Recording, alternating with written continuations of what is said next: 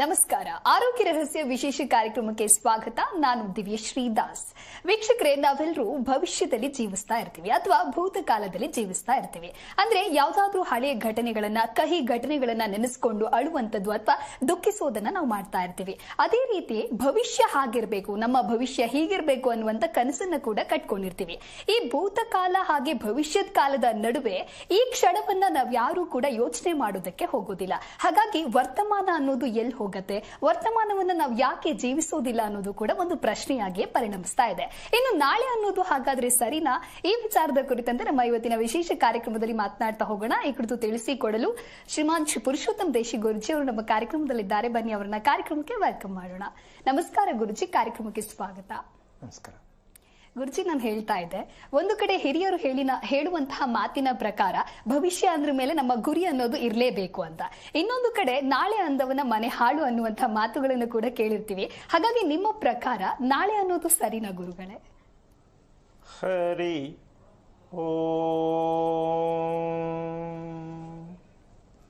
ಶ್ರೀ ಗುರುಭ್ಯೋ ನಮಃ. ನಾಳೆಗೆ ಅರ್ಥ ಏನು ಅಂತ ಫಸ್ಟ್ ತಿಳ್ಕೊಂಡ್ರೆ ಅದು ಸರಿ ತಪ್ಪ ಅಂತ ನಮಗೆ ಗೊತ್ತಾಗತ್ತೆ.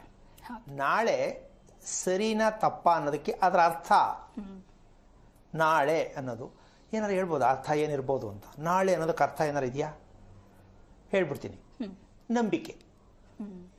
ಅದು ನಂಬಿಕೆ, ಹೌದಾನೆ? ನಾಳೆ ಅನ್ನೋದರ ಅರ್ಥ ನಂಬಿಕೆ. ಒಂದು ಗಂಡು ಒಂದು ಹೆಣ್ಣು ಲವ್ ಮಾಡ್ತಾರೆ, ನಂಬಿಕೆ ಚೆನ್ನಾಗಿರ್ತೀವಿ ಅಂತ. ಇರ್ತಾರ? ಡೌಟು, ಹೌದಾ? ಒಂದು ತಾಯಿ ಒಂದು ಮಗುವನ್ನ ಸಾಕ್ತಾಳೆ, ಮುಂದೆ ನನಗೆ ಮಗು ಈ ತರ ಅವಲಂಬಿಸ್ಕೊಳತ್ತೆ, ಜೀವನವನ್ನ ನನಗೆ ಕೊಡುತ್ತೆ ಮುಂದೆ ಮಗು ಅಂತ ಸಾಕ್ತಾಳೆ. ಆಗ್ತಾ ಇದೆಯಾ? ಇಲ್ಲ. ಈಗ ಇಲ್ಲಿ ದೇವ್ರ ಪೂಜೆ ಮಾಡಿದ್ರೆ ಒಳ್ಳೇದಾಗತ್ತೆ, ನಂಬಿಕೆ. ಆಗಿದೆಯಾ? ಇಲ್ಲ. ಸೊ ಹೀಗೆ ಒಂದೊಂದನ್ನು ಹೇಳ್ತಾ ಹೋದ್ರೆ, ಎರಡನೇ ವಿಷಯ ಅತಿ ಮುಖ್ಯವಾದದ್ದು, ನನ್ನ ಮಗಳನ್ನ ಡಾಕ್ಟರ್ ಮಾಡ್ತೀನಿ, ಹೌದಾ? ಇದೇ ರೀತಿಯಾಗಿ ಒಬ್ರು ಆಫೀಸರ್ ಆಗ್ಬೋದು, ಒಬ್ರು ಡಾಕ್ಟರ್ ಆಗ್ಬೋದು, ಗುಮಾಸ್ತರ ಆಗ್ಬೋದು, ಲಾಯರ್ ಆಗ್ಬೋದು. ಅದೆಲ್ಲ ಇವರು ಮಾಡೋದು ಏನೋ ಒಂದು ನಂಬಿಕೆ, ಜೀವನದಲ್ಲಿ ಏನೋ ಒಂದು ಒಳ್ಳೇದಾಗತ್ತೆ, ಮುಂದಿನ ಭವಿಷ್ಯ, ನಾಳೆ ಅನ್ನೋದೊಂದು ಬೇಕೇ ಬೇಕಲ್ಲ ಮಕ್ಕಳಿಗೆ. ಇದಿಷ್ಟು ಚಿತ್ರಣ ಎಲ್ಲ ಬರೀ ನಂಬಿಕೆನೇ ನಡೀತಿರೋದು, ಹೌದಾ? ನಂಬಿಕೆ ಇಲ್ಲ ಅಂದ್ರೆ ಮನುಷ್ಯ ಬದುಕೋದು ಹೆಂಗೆ ಅನ್ನೋ ಪ್ರಶ್ನೆ ಅವರೇ ಹಾಕೋತಾರೆ. ಆ ರೀತಿ ಪ್ರಶ್ನೆ ಹಾಕೋತಿದ್ದೀವಿ ಅಂತ ಅವ್ರಿಗಿನ್ನೂ ಅರ್ಥ ಆಗಿಲ್ಲ. ಅಂದ್ರೆ ನಾಳೆ ಅನ್ನೋದು ನಮ್ಮದು ಅಂತ ಹೇಳಂಗಿಲ್ಲ. ನಾಳೆ ಇದೆ, ಅದು ಇನ್ನೊಬ್ಬರದಾಗಿರ್ಬೋದು, ಅದು ನಮ್ದೇ ಆಗಿರ್ಬೇಕು ಅಂತ ರಿಜಿಸ್ಟರ್ ಆಗಿರಲ್ಲ, ಹೌದಲ್ಲಮ್ಮ? ಅದು ನಾಳೆ ಅಂದ್ರೆ ವರ್ಷಾನ್ಗಟ್ಲೆ ಆಗ್ಬೋದು, ಒಂದಿನಕ್ಕೆ ನಾಳೆ ಅಂತ ಹೇಳಿಕ್ ಬರಲ್ಲ. ಅದು ನಮ್ಮದೇ ಆಗಿರುತ್ತೆ. ಹಣ ಇವತ್ತು ನನ್ನ ಜೇಬಲ್ ಇದೆ, ನಾಳೆ ಇನ್ನೊಬ್ರ ಜೇಬ್ಗೆ ಹೋಗ್ಬೋದು, ಅದು ನಂದೇ ಅಂತ ಹೇಳಕ್ ಆಗಲ್ಲ, ಹೌದಲ್ಲ? ಇದೆಲ್ಲವೂ ಸೇರಿ ನಡೀತಾ ಇರೋದು ಒಂದು ನಂಬಿಕೆ. ಶಿವರಾತ್ರಿ ಜಾಗರಣೆ ಮಾಡಿದ್ರೆ ನನ್ಗೆ ಒಳ್ಳೇದಾಗತ್ತೆ, ನಂಬಿಕೆ. ಆಗುತ್ತೋ ಬಿಡುತ್ತೋ, ಬರೋ ವರ್ಷ ಬಂದ್ರು ಅದನ್ನೇ ಮಾಡ್ತಾರೆ. ಸೊ ಈ ವಾಡಿಕೆ ಅಂತಕ್ಕಂಥದ್ದು ಇದೆಯಲ್ಲ, ಇದನ್ನ ಒಂದು ಸಣ್ಣ ಉದಾಹರಣೆ ಕೊಡಬೇಕಾಗತ್ತೆ. ಇದಕ್ಕೆ ಈ ರಹಸ್ಯಕ್ಕೆ ಕಾರಣಕರ್ತನಾಗಿರ್ತಕ್ಕಂತಹ ಶ್ರೀಮನ್ನಾರಾಯಣನ ಪಾದ ಕಮಲಗಳಿಗೆ ಕೋಟಿ ಕೋಟಿ ನಮನಗಳನ್ನು ಅರ್ಪಣೆಯನ್ನು ಮಾಡಿ, ಹಾಗಿದ್ದ ಮೇಲೆ ಪ್ರಪಂಚದಲ್ಲಿ ಇರ್ತಕ್ಕಂಥ, ಕುಟುಂಬದ ಮೇಲೆ ಇರ್ತಕ್ಕಂಥ ಯಾವುದು ನಂಬಿಕೆ ಬೇಡವಾ ಪ್ರಶ್ನೆ ಬರುತ್ತೆ, ಹೌದಾ? ಈ ನಂಬಿಕೆ ಅನ್ನೋದ್ರ ಹಿನ್ನೆಲೆ ಏನು ಅಂತ ಹುಡುಕಿದ್ರೆ ಈ ನಂಬಿಕೆ ಬೇಡ ಅಂತ ಅನ್ಬಿಡತ್ತೆ ಮನಸ್ಸು. ನಂಬಿಕೆಯ ಹಿನ್ನೆಲೆ, ನಾಳೆಯ ಅರ್ಥ ಗೊತ್ತಾಯ್ತು, ನಂಬಿಕೆ ಅನ್ನೋ ಹಿನ್ನೆಲೆ ಏನು ಅನ್ನೋ ತಿಳ್ಕೋಬೇಕು. ಈ ನಂಬಿಕೆ ಅಂತಕ್ಕಂಥದ್ದಕ್ಕೆ ಒಂದು ಉದಾಹರಣೆ ಬರುತ್ತೆ. ಏನು? ಒಂದು ತಾಜಾ ಆಹಾರ, ಇನ್ನೊಂದು ಹಳಸಿದ ಆಹಾರ. ಈ ಹಳಸಿದ ಆಹಾರ ಯಾವುದು, ತಾಜಾ ಆಹಾರ ಯಾವುದು? ನಾವು ಸಾಮಾನ್ಯವಾಗಿ ಇದನ್ನು ಸ್ವಲ್ಪ ನಾವೇ ನೆನೆಸ್ಕೊಂಡು ನಗಬೇಕಾಗತ್ತೆ. ನಾನು ಫ್ರೆಶ್ ತಿನ್ನೋದು, ಬೆಳಗ್ಗೆದು ಮಧ್ಯಾಹ್ನದ್ದು ಎಲ್ಲ ತಿನ್ನಲ್ಲ, ಆಗ ಮಾಡೋದು ಆವಾಗಲೇ ತಿಂತೀನಿ ಅಂತ ಹೇಳ್ತೀವಿ. ಅದೇ ಅಳಸೋಗಿರೋದು. ತಾಜಾ ಊಟ, ಆರೋಗ್ಯದಾಯಕವಾದ ಊಟ ಯಾವುದು ಅಂದ್ರೆ ಫ್ರೆಶ್ ಐಟಮ್ ಅಂತೀವಿ. ಆದರೆ ನಾವು ಫ್ರೆಶ್ ಆಗಿಲ್ವಲ್ಲ. ಫ್ರೆಶ್ ಆಗಿ ಆಹಾರ ಸೇವಿಸ್ತಾ ಇದೆಯಾ ನೀನು? ಅಲ್ಲಮ್ಮ, ಎಲ್ಲ ಕ್ವಾಲಿಟಿ, ಇಂಥದ್ದೇ ತಿನ್ಬೇಕು, ಇಷ್ಟೊತ್ತಿಗೆ ತಿನ್ಬೇಕು, ಹೀಗೆ ತಿನ್ಬೇಕು, ಫೈನ್, ಎಲ್ಲವೂ ಕ್ವಾಲಿಟಿಗೆ ಫಾಲೋ ಮಾಡ್ತಾ ಇದೆಯಾ? ನೀನು ಎಷ್ಟರ ಮಟ್ಟಕ್ಕೆ ಚೆನ್ನಾಗಿದ್ದೀಯಾ, ನಿಮ್ಮ ಮನಸ್ಸು ಎಷ್ಟು ಕ್ವಾಲಿಟಿ ಆಗಿದೆ. ಸೊ ಈ ರೀತಿ ಒಂದೊಂದು ಲೆಕ್ಕ ಹಾಕೊಳ್ಳೋದ್ರೆ ಯಾಕಿಲ್ಲಿ ಬರುತ್ತೆ ಹಳಸಿದ್ದು ತಾಜಾ ಇವೆರಡಕ್ಕೂ ವಿರೋಧ ಪದದಲ್ಲಿ ಲೆಕ್ಕ ಹಾಕ್ಕೊಂಡ್ರೆ ನಾವು ತಿಳ್ಕೋಬೇಕಾಗಿದ್ದು ಮನುಷ್ಯ ಊಟ ಅನ್ನೋದು, ಆಹಾರ ಅನ್ನೋದು, ನಾವು ಸೇವನೆ ಮಾಡ್ತಕ್ಕಂಥ ಯಾವುದೇ ಒಂದು ಪದಾರ್ಥಗಳಾಗಿರಲಿ, ಇವತ್ತನ್ನ ನಾವು ಇಷ್ಟು ಚೆನ್ನಾಗಿ ಬೆಳಗಿಂದ ಇವತ್ತು ಎಷ್ಟು ಖುಷಿಯಾಗಿದ್ದೀನಿ, ಇವತ್ತು ಅಬ್ಬಾ ಇಂಥ ಖುಷಿ ದಿನ ನನಗೆ ಸಿಕ್ಕೇ ಇಲ್ಲ ಅಂತ ಅನ್ನೋ ದಿನ ಇರುತ್ತೆ. ಅದು ಯಾವತ್ತೋ ಒಂದಿನ ಇರುತ್ತೆ, ಅದನ್ನ ನಾವು ಅನುಭವಿಸಿರ್ತೀವಿ, ಹೌದಲ್ವಾ? ಅದು ಯಾವತ್ತೋ ಒಂದಿನ ಹೇಳ್ತೀವಿ, ನನಗೆ ಹೋದ್ ತಿಂಗಳು, ಹೋದ ವಾರ, ಹೋದ ವರ್ಷ ಹೇಗಿದ್ದೆ ಗೊತ್ತಾ, ಬರುತ್ತಲ್ವಾ? ಅಂತೂ ಅನುಭವಿಸಿದ್ಯಾ, ಅದ್ರ ಸತ್ಯ ಗೊತ್ತಾಗಿದೆ. ಅಮ್ಮ ಅದ್ರ ಮುಂದೆ ನಿನ್ನ ಫ್ರೆಶ್ ಊಟ ವರ್ಕ್ ಆಗಲ್ಲ. ನೀನು ಆ ದಿನವನ್ನು ಇವತ್ತು ನಾನು ಸಂಜೆವರೆಗೂ ಟೈಮ್ ಇದೆ, ಮಲಗೋವರೆಗೂ ಟೈಮ್ ಇದೆ, ಇವತ್ತು ಇದನ್ನು ಎಷ್ಟು ಖುಷಿಯಾಗಿ ನೀನು ಎಂಜಾಯ್ ಮಾಡ್ತೀಯ, ಅನುಭವಿಸ್ತೀಯ, ಎಲ್ಲವನ್ನು ತೆಗೆದು, ನಂಬಿಕೆ ಅನ್ನೋದನ್ನು ತೆಗೆದು, ಇವತ್ತಿಗೆ ನಂಬಿಕೆ ಬೇಕಾಗಿಲ್ಲ ನಮಗೆ, ಇವತ್ತು ಇರ್ತೀನಿ ಅಂತ ಇರುತ್ತೆ ಅಂತ ಲೆಕ್ಕಾಚಾರ ಇಟ್ಕೊಳ್ಳೋಣ, ಇವತ್ತಿಗೆ, ನಾಳೆ ಬೇಡ. ಸೊ ಇದರಿಂದ ನೀನು ತಿನ್ನುವಂತ ಊಟ ಹಳಸಿದ್ದರೂ ತಾಜಾ ಊಟ ಆಗತ್ತೆ. ನೀನು ಯೋಚನೆ ಮಾಡಿದ್ರೆ, ನಾಳೆ ಏನಾಗುತ್ತೋ, ಮಗು ನಾಳೆ ಪರೀಕ್ಷೆ, ರಾತ್ರಿ ತಿನ್ನೋದಕ್ಕೆ ಮೈಗೆ ಹಿಡಿಯೋದೇ ಇಲ್ಲ, ಏನಾಗುತ್ತೋ ಏನೋ, ಹೌದಾ? ಊಟ ಒಳ್ಳೇದೇ, ಹಾಲು ಆಲಿಕ್ಸ್ ಕುಡಿಯಪ್ಪ, ತುಂಬ ಚೆನ್ನಾಗಿ ಮೆಮೊರಿ ಇರಬೇಕು ಅಂತ ಹೇಳಿ ತಾಜಾ ಎಲ್ಲ ಕೊಟ್ಟು ಆ ಮಗು ಒತ್ತಡದಿಂದ ತಿಂದದ್ದೆಲ್ಲ ವ್ಯರ್ಥ ಆಗ್ಬಿಟ್ಟು ಯೋಚನೆ ಮಾಡ್ತಾ ಇರ್ತದೆ. ಮದುವೆ ಆಗೋ ಹೆಣ್ಣು ಗಂಡಿಗೂ ಭಯ ಇರುತ್ತೆ, ಏನೋ ಮಾಡ್ಕೋತಾ ಇದ್ದೀನಿ, ಏನಾಗುತ್ತೋ ಅಲ್ವಾ? ಇದನ್ನ ನಾವು ಇದೆಲ್ಲ ಕೇಳೋರಿಗೆ ಏನನ್ಸುತ್ತೆ ಅಂದ್ರೆ, ಇದೆಲ್ಲ ಏನ್ ಜೀವನಕ್ಕೆ ಬೇಕಾ ಇದೆಲ್ಲ ಅಂತ ಪ್ರಶ್ನೆ ಆಗತ್ತೆ. ಯಾಕೆ ಅಂದ್ರೆ ನಾವು ಪ್ರತಿ ವರ್ಷ ಹಬ್ಬಗಳು, ಪ್ರತಿ ಒಂದು ಬರ್ತಕ್ಕಂಥದ್ದನ್ನೆಲ್ಲ ಆಚರಣೆ ಮಾಡ್ತಾ ಇದ್ದೀವಿ. ಇದರಲ್ಲಿ ಅಮಾವಾಸ್ಯೆ, ಪೌರ್ಣಿಮೆ, ಗ್ರಹಣ, ಸಂಕ್ರಮಣ ಇವೆಲ್ಲವೂ ಕೂಡ ನಮ್ಮಲ್ಲಿ ಬಂದು ಹೋಗುತ್ತೆ. ಇದು ಹೌದಾ? ಇದು ಯಾಕೆ ಹೋಗ್ಬೇಕಿದೆಲ್ಲ, ಯಾಕೆ ಬೇಕು ನಮ್ಗಿದೆಲ್ಲ? ಶಿವರಾತ್ರಿ, ಯುಗಾದಿ, ಪ್ರತಿಯೊಂದನ್ನು ತಗೊಳ್ಳೋಣ ನಾವು, ಬೇಕಾ ಬೇಡವಾ? ಇಲ್ಲಿ ನಾವು ಆಡಂಬರಕ್ಕನುಸಾರವಾಗಿ ನಾವು ಮಾಡ್ತಾ ಇರತಕ್ಕಂಥ ಹಬ್ಬಗಳನ್ನು ಮಾಡ್ತಾ ಇದ್ದೀವಿ ವಿನಃ, ನಾವು ಮುಂದೆ ನಂಬಿಕೆ ಅನ್ನೋದು ಬೇಕು, ನಂಬಿಕೆ ನಾಳೆ ಅನ್ನೋದೊಂದು ಇದೆ ಅಂತ ಗೊತ್ತಿದ್ದು ಅದಕ್ಕೇನು ಮಾಡಬೇಕು ಅಂತ ತಿಳ್ಕೊತಾ ಇಲ್ಲ, ಅದನ್ನು ರಿಪೇರಿ ಮಾಡ್ತಾ ಇಲ್ಲ. ಯಾವ್ದು ರಿಪೇರಿ ಮಾಡಬೇಕು? ನಂಬಿಕೆ ಅನ್ನೋದಕ್ಕೆ ಶಕ್ತಿ ಕೊಡ್ಬೇಕು ನಾವು. ನಾಳೆ ನನಗ ಸಿಗತ್ತೆ, ನಾಳೆ ನಾನು ಈ ಥರ ಆಗ್ತೀನಿ ಅನ್ನೋದಕ್ಕೆ ನಿನ್ನ ಬಂಡವಾಳ, ನಿನ್ನ ಪ್ರಯತ್ನ ಯಾವುದಲ್ಲಿ? ನಾಳೆಗೆ ನಿಮ್ಮ ಪ್ರಯತ್ನ ಬೇಕಲ್ಲಮ್ಮ? ಬೇಕು. ಯಾವುದು ನಿಮ್ಮ ಪ್ರಯತ್ನ? ಕೊಡಿ, ಮಾಹಿತಿ ಕೊಡಿ, ನೀವೇ ಯೋಚನೆ ಮಾಡಿ. ನಾಳೆ ಅನ್ನುವ ನಂಬಿಕೆ ಸತ್ಯ. ಆ ನಾಳೆ ಅನ್ನೋ ನಂಬಿಕೆ ನಿಮಗೆ ಚೆನ್ನಾಗಿ ಪ್ರೆಸೆಂಟ್ ಆಗಬೇಕಾದ್ರೆ ನಿಮ್ಮ ಕರ್ತವ್ಯ ಏನಾಗಿರಬೇಕಿತ್ತು? ನನ್ನ ಮಗಳು ಒಳ್ಳೆ ಡಾಕ್ಟರ್, ಆಫೀಸರ್ ಆಗಬೇಕು, ಫೈನ್, ಸರಿ. ಸೊ ಈ ಆಫೀಸರ್ ಆಗಬೇಕು ಅನ್ನೋದ್ರ ಮಧ್ಯ ಇರೋದಿದೆಯಲ್ಲ, ಇದಕ್ಕೆ ನಾವೇನು ಮಾಡಬೇಕು ಅಂತ, ಪ್ರಯತ್ನ ಏನು ಮಾಡಬೇಕು ಅಂತ ತಿಳ್ಕೊಂಡ್ರೆ ದಟ್ ಸಕ್ಸಸ್. ನಂಬಿಕೆ ಹುಳಿತು, ನಾಳೆ ನಿಮ್ಗೆ ಸತ್ಯ ಆಯಿತು. ಈಗ ಹಂಗಾರೆ ನಾವೇನು ಮಾಡಿಲ್ಲ ಅಂದರೆ, ಶಿವರಾತ್ರಿ ಅಂತ ಹೇಳ್ತಕ್ಕಂಥದ್ದು ನಮಗೆ ಒಂದು ಸಣ್ಣ ಉದಾಹರಣೆನ ತಗೊಂಡಿದ್ದಕ್ಕೆ ಬೇಕಾದ್ರೆ ಸಿಕ್ಕತ್ತೆ. ರಾತ್ರಿ ಹಗಲು ಅಂತಕ್ಕಂಥ ವಿಷಯವನ್ನೇ ನಮಗಿನ್ನೂ ಅರ್ಥ ಆಗಿಲ್ಲ. ಶಿವರಾತ್ರಿ ಜ್ಞಾನ ಕೊಡ್ತಕ್ಕಂಥದ್ದು, ರಾತ್ರಿ ಜ್ಞಾನವನ್ನು ಕೊಡ್ತಕ್ಕಂಥದ್ದು. ಆದರೆ ಜ್ಞಾನ ಹೆಂಗ್ ಕೊಡುತ್ತೆ ರಾತ್ರಿ? ಉಪವಾಸವನ್ನ ಮಾಡಿ ರಾತ್ರಿ ಜಾಗರಣೆ ಇರಬೇಕು ಅಂತ ತಿಳ್ಕೊಂಡಿದ್ದೀವಿ ಅಂತ ಹೇಳ್ತೀವಿ ಅಲ್ಲಮ್ಮ? ಉಪವಾಸ ಅಂದ್ರೆ ಏನು? ದೇವರಿಗೆ ಹತ್ರ ಆಗುವಂತ ಸನ್ನಿವೇಶ. ದೇವರು ನಮ್ಮ ಹತ್ರ ಬರ್ತಾರೋ, ನಾವು ದೇವರ ಹತ್ರ ಹೋಗ್ತೀವೋ, ಇದನ್ನ ವಾಸ ಮಾಡೋದು. ನಾವು ಟಿವಿ ಆನ್ ಮಾಡ್ಕೊಂಡು ಏನೇನು ಬೇಕೆಲ್ಲ ನೋಡ್ಕೋತಾ ಇರ್ತೀವಿ, ಬೊಂಬಡಿ ಹೊಡ್ಕೋತಾ ಇರ್ತೀವಿ, ಪಕ್ಕದ ಮನೆ ವಿಷಯ ಮಾತಾಡ್ತಾ ಇರ್ತೀವಿ, ಎಲ್ಲ ಮಾಡ್ತಿರ್ತೀವಿ. ಜಾಗರಣೆ ಅಂತೆ, ಉಪವಾಸ ಅಂತೆ. ಏನಮ್ಮ, ಏನ್ ಸಿಕ್ತಿರ್ಲಿ ಅಂತ ಕೊನೆ ನೋಡಗಂಟ ತಡೆಯಕ್ಕಾಗಲ್ಲ, ಗುಬ್ರ ಹಾಕೊಂಡು ಮಲ್ಕೊಂಬಿಡೋದು. ನಾನು ಉಪವಾಸ ಮಾಡಿದೆ, 3 ಗಂಟೆ ಇದ್ದೆ, ಆಗಲ್ಲ ಮಲ್ಕೊಂಬಿಟ್ಟೆ. ಅಂದ್ರೆ ಈ ನಾವು ಮಾಡ್ತಾ ಇರ್ತಕ್ಕಂತಹ ಒಂದು ಶಾಪದ ವಿಚಾರ ಇದೆಯಲ್ಲ, ಇಡೀ ನಮ್ಮ ಕುಟುಂಬವನ್ನ ಸುತ್ತಾಕೊಂಡ್ಬಿಟ್ಟಿರುತ್ತೆ. ಇದು ನಾವೇ ಅಲ್ಲ, ನಮ್ಮ ಅಪ್ಪನೂ ಅದೇ ಮಾಡೋದು, ನಮ್ಮ ತಾತನೂ ಅದೇ ಮಾಡೋದು, ಅವ್ರ ಅಪ್ಪನೂ ಅದೇ ಮಾಡಿರೋದು, ಮಾಡ್ಕೊಂಡೇ ಬಂದಿರೋದು. ಮಾಡ್ಬಿಟ್ಟು ಹೇಳ್ಬಿಟ್ಟು ಹೊಂಟೋದು, ಇದು ಮಾಡ್ಕೊಂಡು ಸಾಯ್ರಿ ನೀವು ಅಂತ. ಅದು ಹೇಳಿಲ್ಲ, ಸಾಯ್ರಿ ಅಂತ ಹೇಳಿಲ್ಲ. ಯಾರು ಸಾಯಿರಿ ಅಂತ ಹೇಳ್ಬಿಟ್ಟು ಹೋಗಲ್ಲ, ಚೆನ್ನಾಗಿರಿ ಅಂತ ಹೇಳ್ತಾರೆ. ಬರೀ ಯಾರು ಸಾಯಿರಿ ಅಂತ ಹೇಳ್ಬಿಟ್ಟು ಹೋಗಲ್ಲ, ಚೆನ್ನಾಗಿರಿ ಅಂತ ಹೇಳ್ತಾರೆ. ಬರೀ ಸುಳ್ಳು. ಹಾಗಾಗಿ ಶಿವ ಮತ್ತೆ ರಾತ್ರಿ ಜ್ಞಾನವನ್ನು ಕೊಡ್ತಕ್ಕಂಥ ಶಿವರಾತ್ರಿ ಆಚರಣೆ ಹೇಗೆ ಅಂತ ನಮ್ಗೆ ಗೊತ್ತಿಲ್ಲ. ದೇವಸ್ಥಾನಕ್ಕೆ ಹೋಗಿ ಬಂದೋ, ಅಭಿಷೇಕ ಮಾಡಿಸ್ತೋ, ಜಾಗರಣೆ ಇದ್ದೋ ಹೇಳ್ತಾ ಇದ್ದೀರಿ ಹೊರ್ತು ಇದರ ಫಲ ನಮಗೆ ಸಿಕ್ಕಿದೆ, ನಾವು ಅನುಭವಿಸೋಕ್ಕಾಗಿದೆ ಅಂತಕ್ಕಂಥದ್ದು ಯಾರಿಗೂ ಸಿಕ್ಕಿಲ್ಲ. ಅಂದರೆ ಮಾಡ್ತಿರೋದು ತಪ್ಪು ಅಂತ ಪ್ರಶ್ನೆ ಅಲ್ಲ. ನಾವು ಪ್ರತಿಯೊಂದು ವಿಚಾರದಲ್ಲೂ ಕೂಡ ನಮಗೆ ನಂಬಿಕೆ ಅನ್ನೋದು ಹೇಗೆ ಇಟ್ಕೊಂಡಿದ್ದೀವೋ ಆ ನಂಬಿಕೆಗೆ ಏನು ಮಾಡಬೇಕು ಅಂತ ಮಾಡಬೇಕೇ ಹೊರತು ನಂಬಿಕೆ ಉಳಿಬೇಕಾದ್ರೆ ಬರೇ ನಂಬಿಕೆ ಇಟ್ಕೊಂಡು ನಾಳೆ ಅನ್ನೋದನ್ನು ಕನಸು ಕಾಣ್ಕೊಂಡು ಈ ದಿನವನ್ನು ನಾವು ವಿಷವನ್ನಾಗಿ ಮಾಡಿ ಒಂದು ದಿನ ನಿದ್ದೆಗೆಟ್ಟಿದ್ದು ನೀವು 3 ದಿನ ಸುಧಾರಿಸ್ಕೋಬೇಕು. ಏನಮ್ಮ? ಹೌದು. ರಜಾ ಹಾಕ್ಬಿಟ್ಟು ಮಲ್ಕೋಬೋದು, ಸುಳ್ಳು ಹೇಳ್ಬಿಟ್ಟು ಮಲ್ಕೋಬೋದು, ನಂಗೆ ಬರೋಕ್ಕಾಗಲ್ಲ ಡ್ಯೂಟಿಗೆ ಅಂತ.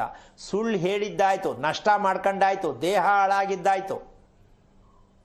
ಇದು ಬೇಕಾ? ನೀವು ಯಾವ ರಂಗದಲ್ಲೂ ಬನ್ನಿ, ವೈಜ್ಞಾನಿಕವಾದ್ರು ಬನ್ನಿ, ಶಾಸ್ತ್ರ ಪದ್ಧತಿಯಲ್ಲಾದ್ರೂ ಬನ್ನಿ, ಎಲ್ಲ ಬರೀ ವ್ಯರ್ಥನೇ ನಾವು ಮಾಡ್ತಾ ಇರೋದು. ಆ ಕಾರಣದಿಂದಾಗಿ ನಮ್ಮ ದೇಹವನ್ನು ಜೀವನಕ್ಕಾಗಿ ಮುಡುಪಿಟ್ಟಿಲ್ಲ, ನಮ್ಮ ದೇಹದ ಶಕ್ತಿಯನ್ನು ಹಾಳು ಮಾಡ್ಕೋತಾ ಇದ್ದೀವಿ. ಇದು ನಿಜವಾದ ಸತ್ಯ, ಹೌದಲ್ಲಮ್ಮ? ನಮ್ಮ ದೇಹವನ್ನ ಹಾಳು ಮಾಡಿ ಶಕ್ತಿಯನ್ನ ಕುಂದಿಸ್ತಾ ಇದ್ದೀವಿ. ನೀವೇನೇನು ಮಾಡ್ತಾ ಇದ್ದೀರೋ ಇದೆಲ್ಲ ನಮ್ಮ ದೇಹ ಹಾಳಾಗ್ತಾ ಇರೋದು. ವೈಜ್ಞಾನಿಕವಾದ ರೀತಿಯಲ್ಲಿ ಉಪವಾಸ ಮಾಡ್ತಕ್ಕಂಥ ಸತ್ಯನೇ ಆಗಿದ್ದರೂ ಅದಕ್ಕೆ ಅರ್ಥ ಇದೆ. ಏನು? ಹಿಂದಿನ ದಿನ ನೀವು ಪ್ರಿಪೇರ್ ಆಗಿರಬೇಕು, ನಾಳೆ ಉಪವಾಸ ಮಾಡಬೇಕಾದ್ರೆ ಯಾವ ಆಹಾರ ತಗೊಂಡಿರಬೇಕು, ನಾನು ಹೇಗಿರಬೇಕು ಅಂತ. ಇದು ವೈಜ್ಞಾನಿಕವಾದ ಸತ್ಯ. ಬರೇ ಉಪವಾಸ ಮಾಡಿದ್ರೆ ನಿಮ್ಗೆ ಸಿಕ್ಕೋದು ಯಾವುದು ಅಂದರೆ ಗ್ಯಾಸ್ಟ್ರಿಕ್. ಮುಗೀತು.